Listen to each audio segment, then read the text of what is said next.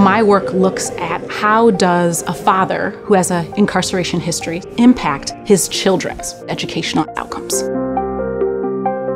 My findings show systematically that parental incarceration has a negative effect on kids' educational outcomes. Parental incarceration increases the likelihood that this child will be placed in special education classes. It increases the likelihood that they will be retained in grade. It reduces the likelihood that adolescents perceive that they will graduate from college. This matters because the educational trajectories that we are put on as early as kindergarten have major implications for where we end up in life. We are creating these intergenerational transmissions of disadvantage that will continue even if we close down all prisons today. The data set that I use is called the Fragile Families data set. And it's a data set that follows mothers with children born between 1998 and 2000 in 20 large US cities. These mothers give birth to their children, and researchers or interviewers start following them 48 hours after that, and they have continued to follow them for the last 15 years.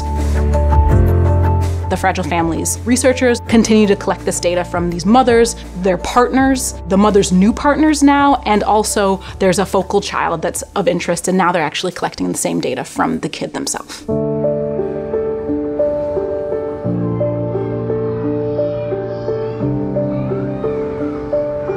We see these negative effects, but that also leads to questions of why.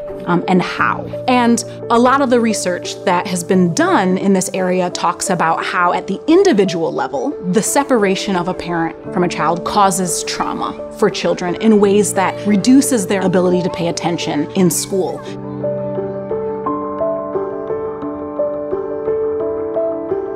When a parent contributes either formally or informally to a family and that monetary contribution is removed, it increases the likelihood of homelessness. It increases the likelihood of residential instability. And so a parent's incarceration increases this aspect of instability in children's lives. That has implications for how well they can focus and do in school.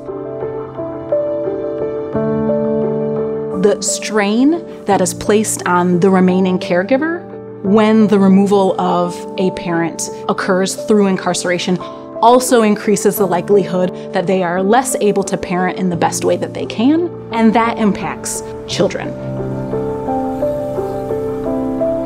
One of the things that my research tries to do is show that these three social institutions are very interconnected: the criminal justice system, the education system, and families.